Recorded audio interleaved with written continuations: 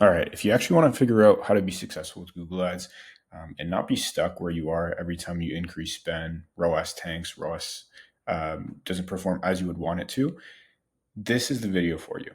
I want to expose pretty much, if you're running with an existing agency, you can actually see, if if their structure makes sense just based on the components I have in this video. These are honestly just a top level breakdown, but really what you need to know when you're running Google Ads, what's important, and how to structure an account properly, because the foundation that you provide, I'd say setting up the campaigns is 80% of the work, because the foundation that you provide for the algorithm is what's going to dictate if you're able to scale. Because if you have a mess, if you have 20 campaigns, if everything just doesn't have a reason as to why it's segmented, you can never understand your performance. And when you increase spend, it's hard to understand where your actual return is going, or if you're getting a return.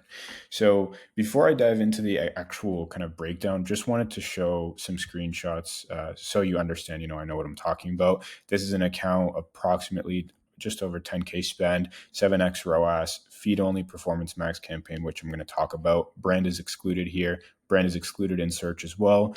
Blended getting 5.5x. So new customers, we're getting at around $30 per each. So good to know for sure, and good to have.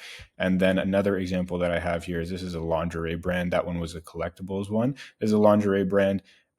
We are not running search. We just killed it just to go full throttle and feed only. 4x, and then value per conversion would be higher. It's just these get directions. These are for like the get directions store visits campaign. So the value per conversion isn't really relevant, but blended, I mean, AOV is around 250.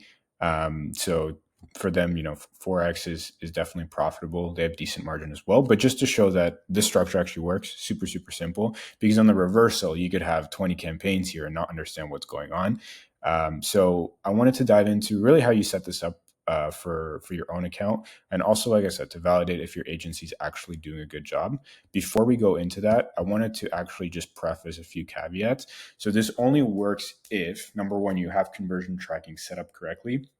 This means every time somebody purchases, obviously, are we pushing that value back to Google? The only way that Google is able to understand, especially with Performance Max and honestly for all other campaigns, if you are doing well, is if you give it data to optimize off of. Because if you think about it, you're using maximize conversions, maximize conversion value bidding strategies.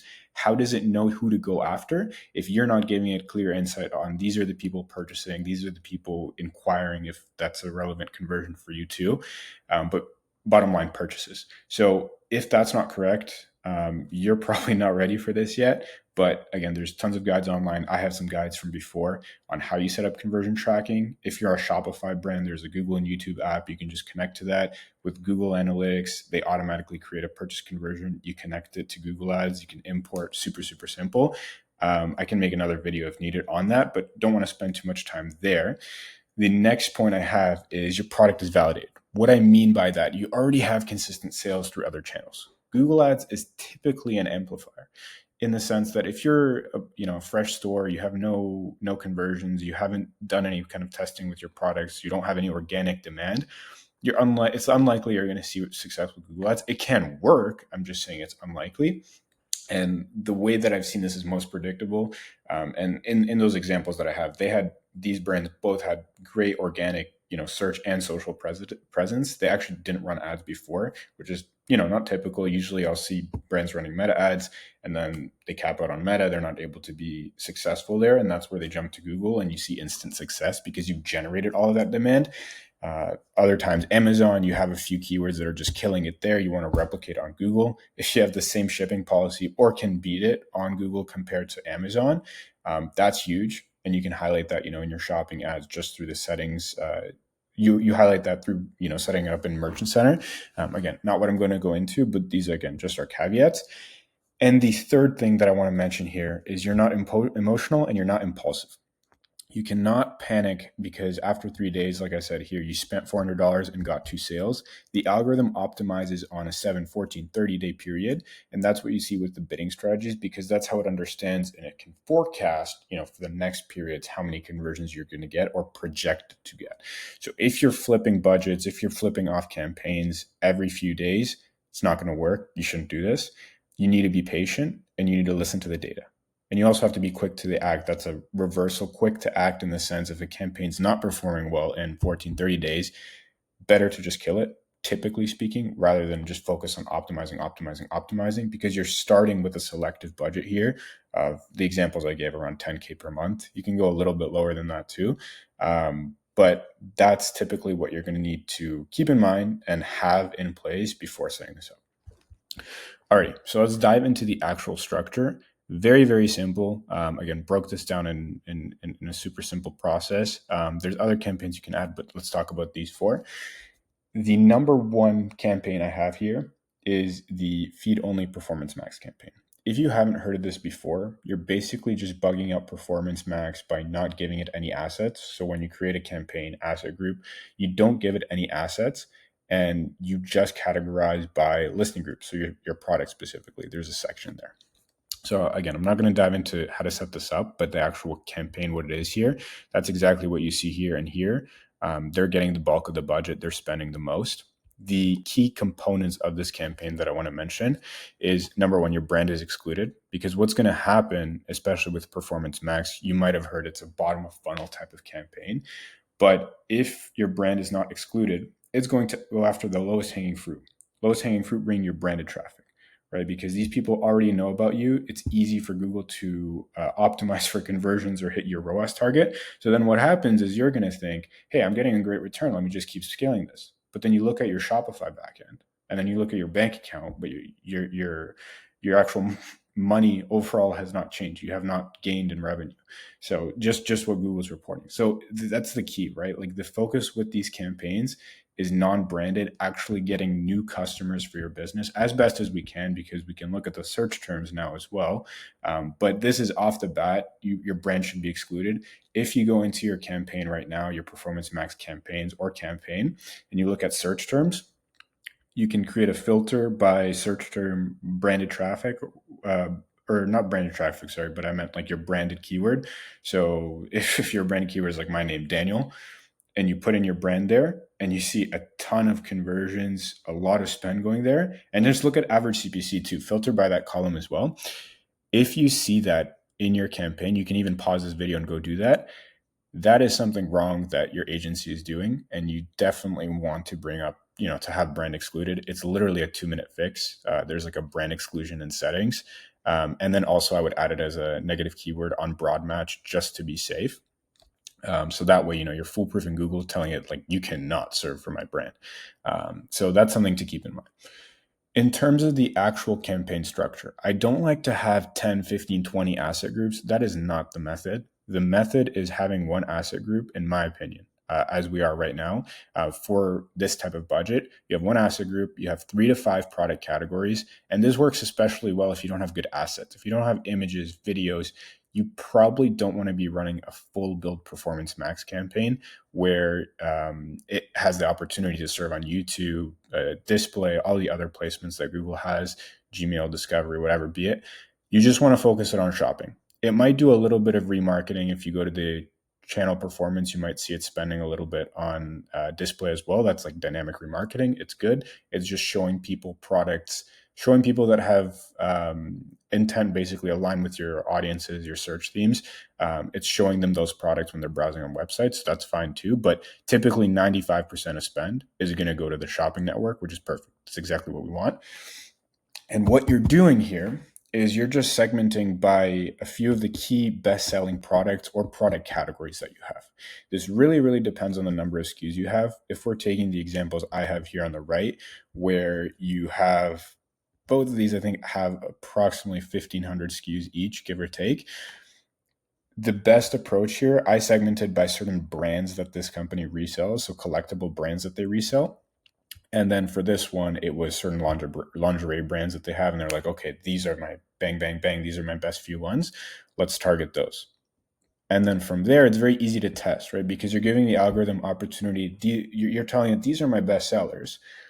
And the way that you set that up, is actually through custom labels, which before I get into that optimization section, custom labels, these are like your ad groups. So if you go to your Performance Max campaign, asset group, listing group, and then you'll see how kind of products are filtered. If you see a ton of item IDs, That's wrong. You don't want to do that. What you want to have is custom labels. Because what we do, and if you watch my previous video as well, I use data feed watch to segment by certain categories of products. So let's say in the title you have brands of Daniel, and I can say only include SKUs that have Daniel in the title. And then you set up those labels, the same thing for all of the different brands. And that way you have 3 to 5 brands. Think of it as your ad group, but you have it in one asset group. So these are the products that you want to focus on, very clearly indicating to Google, these are the few brands within one asset group. And then getting to the optimization section, because after, you're running for 14, 30 days, if you see one kind of product category or brand is getting a ton of spend, I'm saying, to clarify, not your own brand, brands you resell or product types that you're reselling, whatever is most applicable to you. If you're seeing that one of these is just getting a ton of spend, not performing, kill it. And keep focusing and testing, add in new product categories, add in new brands until you find the winners that are getting you the best performance. Sometimes it'll surprise you. I just like to start with bestsellers. And from there, it's a lot kind of simpler to, it's a lot simpler to understand, okay, these are the products that work, and then you can scale, you can increase your budget. Okay, so that's the preface on that end. So the next component of this that I would say when you're building out your structure, you want to have, you also have with Performance Max, you have search themes, and then you also have audience signals. So the principle that you want to keep in mind with these two is you have 5 core search themes and 3 to 5 high intent audiences. Don't overwhelm the algorithm. What I mean by this is when you start adding a ton of audiences, Google doesn't understand who you're trying to target. And especially with the budget you have right now and you being fresh, you want to be efficient as possible, get results as quick as possible. Take the 3 to 5 highest intent audiences, the people that their demographic, who your ICP is, add that in as in-market audiences or whatever audience selection you want there. And then pair that with 5 core kind of search themes. So with the audiences, you can even use what you're using in Meta, just the naming might be different on Google. And then with the search themes, let's say you're running on Amazon, take the 3 to 5 best kind of keyword themes that are doing really well with the product categories and stick them as search themes. You don't want to add 25. I don't recommend that. I'd say add 5, maybe up to 10. 5 to 10 is probably a good number. But the key here is you're being selective. Like you know who your audience is. You know who the people you want to target is. Performance Max needs that as a guide. The audiences and search themes you give it are not targets, they're guides. So if you can guide it in the right direction, it's going to get you results faster. Okay. One more thing to add about audiences, you want to upload a customer list. What a customer list is it's basically just people who have purchased from you before. You can export that list from Shopify or connect Shopify to your Google Ads account for it to automatically sync these lists. But what it's doing is you're basically importing conversions. Think of it that way, right? Because Google knows, okay, this person with this email and these characteristics and these audience buckets, they bought from you. So let's go out and find people similar to them, because that's Performance Max's whole job, right? It's a bottom of funnel campaign. It's trying to find the easiest way to get conversions. So if it can go after branded traffic, it can only find people similar to who already purchased from you. And again, if you're excluding your customer list, like you don't want to target them, you're just adding it as a signal of this is who we want to go after. So that's something to keep in mind. I think that's the biggest structural thing that you should keep in mind. One more thing I would add here, and it's the last thing that I said, is your bidding strategy. You want to start with no target because you don't have any data to give a target pretty much to the algorithm. What I mean by target return on ad spend, target CPA. Start with max conversions. Try to get you're essentially what this means. Max conversions, maximize as many sales as possible, maximize as many calls with purchases as possible. Again, it depends what's valuable for your business. If you're pure, transactional, people don't call before purchasing, then just optimize for purchases. If calls lead to revenue, do max conversions. And then you might move to a TCPA, right? Because setting only a maximized conversion value, yes, you can try to guide it only towards purchases or higher value purchases, but you might be missing out on calls as well. So I would even suggest doing like a TCPA, and that way you can get your cost per conversion, cost per sale or phone call as low as possible. On the other hand, if you're direct to purchase, I would just say your goal is to move towards max conversion value. Tell Google to optimize towards showing ads to people most likely to make the largest purchases. And then when you have, consistent 30 to 50 conversions per month, then you set it to your ROAS and tell it, this is the target. I want you to keep this target.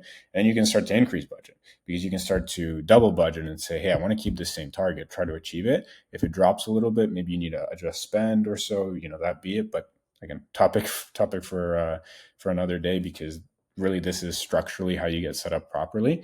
And in terms of budget breakdowns for non-branded campaigns, I'm going super aggressive with budget. Like I'm putting like 85% of budget here.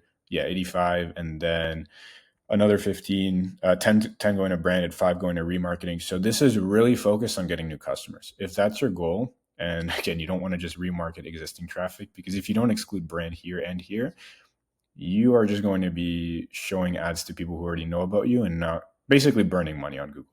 So, and I'm going to go into more of that branded side here, and you're going to get some more findings. But that's really the summary with feed only Performance Max. You, again, to recap it super quickly, you might already know about this campaign. If you don't, you're basically bugging out Google to only show on the shopping network, instead of running a full Performance Max campaign where you give it assets like headlines, descriptions, images, videos. So you're telling it you only want to serve on one placement, and it almost acts like a smart shopping, because you can add these search themes and it has an audience signal. Why this is better than a standard shopping campaign, these have been around for a long time, is you can't add search themes, and the audience targeting isn't as robust as for feed only Performance Max. And also, you don't have a maximized conversions bidding strategy. You'll have to start on like manual CPC or max clicks, which I don't love as much. It can work, but I'm saying, again, for time efficiency, for scale, for setup, proper setup, like this is what I recommend. So that's the idea there. Okay, so diving into the next component of this, I would run a search campaign mirroring pretty much what you're doing in the feed only. What you want to focus on here is high intent searches, similar to what you have in search themes. And the one thing I'm going to add is exact match or phrase match, but I really want to bold exact match. This is what you want to focus on, because you're telling Google, these are the exact types of people I want to target. And also, actually, I should say the match types, the way that match types work now with Google is exact match functions like phrase used to, and phrase kind of functions like broad used to. It's going to make your job a whole lot easier. And you might get inspiration even for new keywords, even with exact match. But I would run exact match. You want it to be at least 3 to 4 terms in the keyword. So if somebody's saying like, I'm trying to think of an example. Like if we're doing the branded examples, for example, so if we say, or the product type, so somebody's searching product type or plus brand, for example, right? Like the brand that you're reselling, that's super solid, because they're looking for the exact product, or even product plus brand, because they're looking for the exact product that you want. You might even do this on phrase match. That could work, because then it'll match to product type plus brand, product type plus brand, and not just product plus brand. But pretty much think of it of you're mirroring what your Performance Max, feed only Performance Max is doing, except you're doing it on a search campaign. The reason I like to do this is because you're just taking up more real estate, right? Because if somebody is searching your target, keyword, whatever you want to show up for, you're going to show up in the shopping network, and you might be multiple times in that carousel because you have multiple products that are relevant for that search for that brand. And then within that, if somebody scrolls down, they see your sponsored search ad. So the likelihood that they're going to actually go through and click on one of your ads is so much higher. CTR is going to be higher blended. So that's something to keep in mind. You show up twice. And then if you're organic too, that's like, the cherry on top as well. So that's what I would say in terms of that. And then I would run one campaign and, like I said, ad groups. So the same way you have product categories or brands here. So you have one ad group, brand one, and then the brand plus product or product type, ad group two, brand plus product type. And you have 3 to 5 kind of ad groups like this. The exact same process you do with performance, with the feed only. Sorry, if you're seeing certain product categories are not doing as well, or certain ad groups are not performing as well, kill them, move on to the next, find your winner. So that's something to keep in mind. What I will say is this can take a little bit longer to perform. Why? Because you are running on a manual CPC or max clicks to start. I don't really like to run maximize conversions or conversion value with no target. The reason being, you don't have a max bid. So if you're already running this, again, if you have a search campaign, I don't know, 100 per day, click on it, go to insights, search terms, and then filter to average CPC. Look at how much you're paying per click, because it might surprise you. I've seen accounts where you're paying $40, $50, $60 for one click. There's pretty much no realm, unless like you're an HVAC business, which is super competitive, to be paying that much.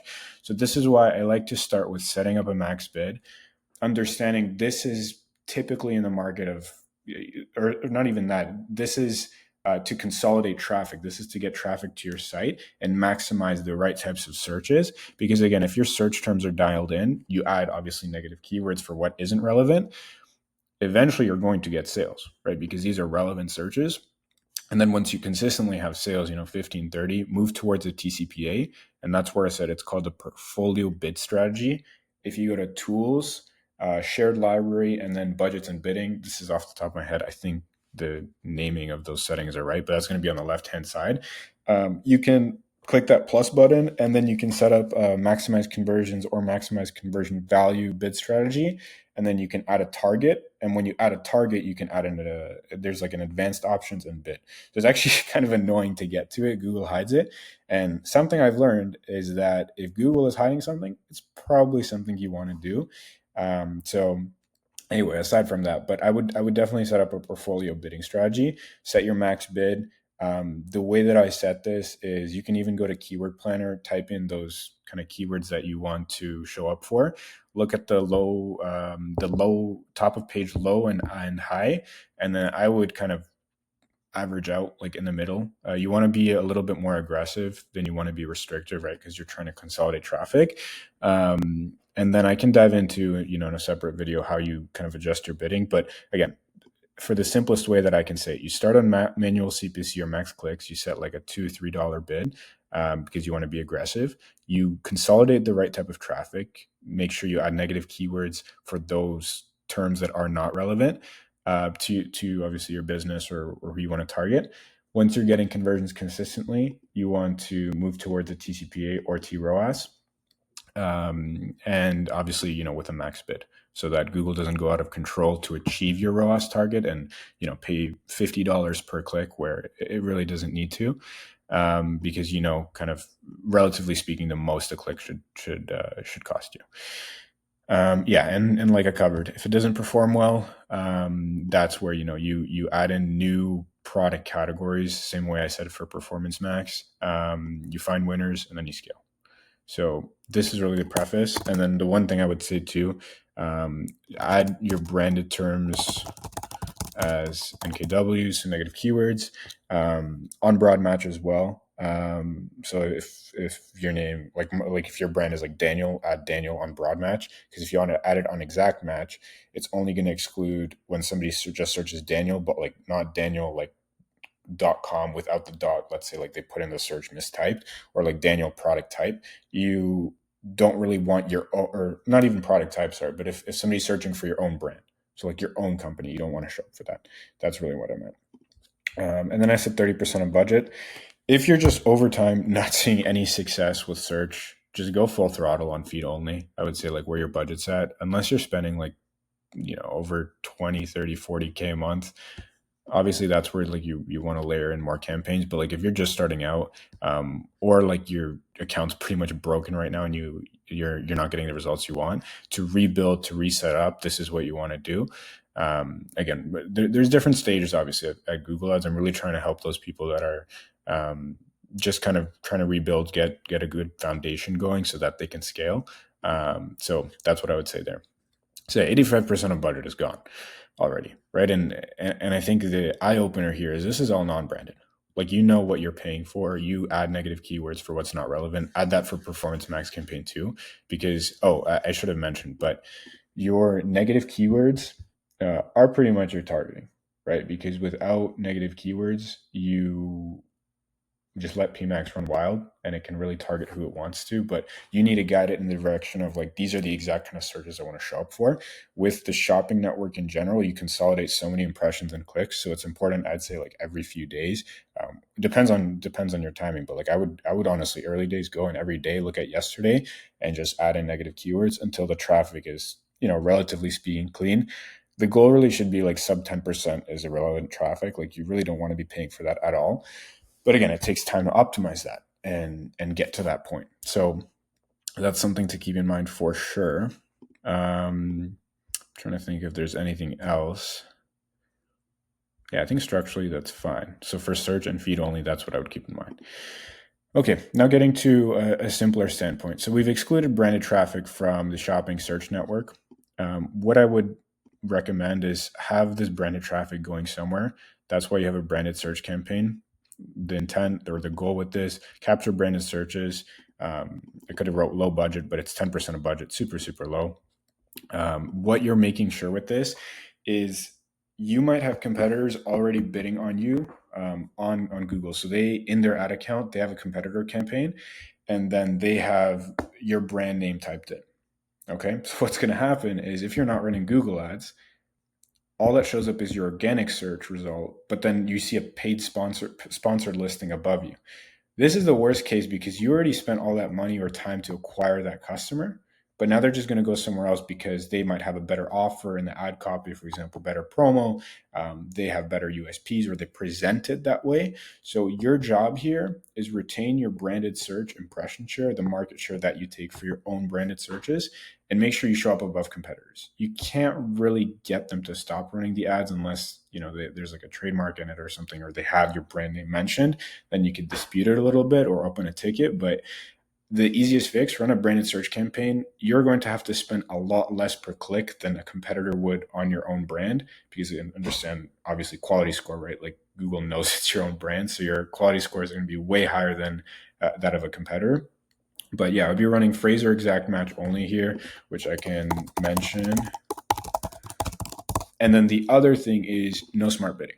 So this is something I wanted to mention as well, is if you have brand just poured into the feed only, what's going to happen is, again, you're not setting a max bid for your own branded traffic. So where you might have, like, I don't know, a 50 per day budget for your brand, think of it like you spent your entire day's budget on one click or a few clicks, where you could have had a $1 max CPC here, and got all the branded traffic, captured all the impression share possible for your own brand. So, like, you want to be setting an exact bid for this, because with smart bidding, especially if you're running with no portfolio bidding strategy, Google can go crazy.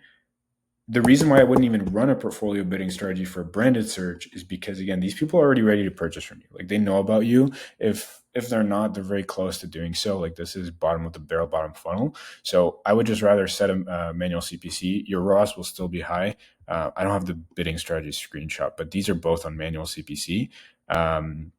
Like, this brand doesn't have a crazy presence, but like my average CPCs are super, super low. Like look at the cost per conversion. So like obviously my CPCs are like literally 20 cents, or I don't remember the exact number. But I don't care about ROAS here. I mean, this is just to make sure that a competitor isn't stealing this customer's potential customers. And then brand here as well. I mean, it's also doing fantastic. So something to keep in mind. I would say, again, don't run. I wouldn't even run target impression share, because, again, it's smart bidding. Like, Google is going to be optimizing towards getting you at the top of the page, when anyway, like with manual CPC, you can just put that amount that you're willing to pay. You can look at your top impression share, absolute top impression share, and adjust, or impression share in general, which, again, all these metrics I'll dive into in a separate video, but this is like holistically the structure. So run manual CPC, Fraser exact match, low budget, brand must be excluded from other from the other non-branded campaigns. and again, it'll do well. Like this is like the easiest thing to do, and this is what a lot of brands think Google is for, is just doing branded search. But you literally have these other two components, which is pretty much slept on, I would say. So something to keep in mind.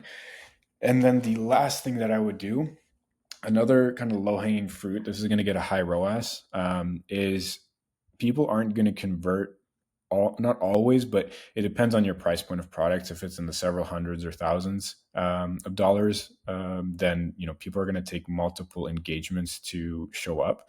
So it's important that you're reminding them, hey, you left this in the cart, or this is why you actually need it for your life for XYZ benefit. So that's where I just didn't spell this right. It's bothering me. That's where you want to have a display or YouTube remarketing campaign. And I would focus on cart abandoners. You need a size of at least 100 people in the audience. So again, if you go to shared library audience manager, you're going to see the audiences you have there. I think by default, Google Ads creates one. I create another one in analytics, typically in import, just in case, again, I would say. But check if you have 100 people active in the audience. If not, then I would say do all visitors. The key here is like super low budget, like 5% of budget, nothing crazy, but you're just reminding people of what they left in cart, and remarketing to people. What I will say too, typically it doesn't get the best on paper performance. Like that's where I will transparently say, like, we have 0x on remarketing, but it's supplementing the other campaigns in the account and your business as a whole, because you're again reminding people of people, you're reminding people to purchase, like, of who already engaged with you. So obviously, like, this is high intent people. Here it does a lot better at a 5.7x, but I don't focus too much on ROAS, and it's like a super comfortable budget. Like these are, like, you see $400, $300, nothing crazy. So that's something I would say. And then the thing that you want to keep in mind is enable dynamic remarketing. There's another toggle in the settings. To essentially just make sure you are showing people products on the display network. So like when they're browsing on another website, you're showing them products that they actually added to cart before or viewed before. So set up the categorization the same way you have in the feed only. I can do another video on that, but that's the thing that I would mention. Okay, so that's really the deep dive that I would say. And I would say you can do this for YouTube as well. Same thing. Like if you have a solid creative or have a creative team to create that, I would say that's a good option too. Display is just good. Add some images, some captivating headlines. Bang, like super quick to do. So yeah, that's really the summary. I mean, you can easily be at 10K per month spend profitably. Like, I mean, you're getting like 70,000 back here, 50,000 back here.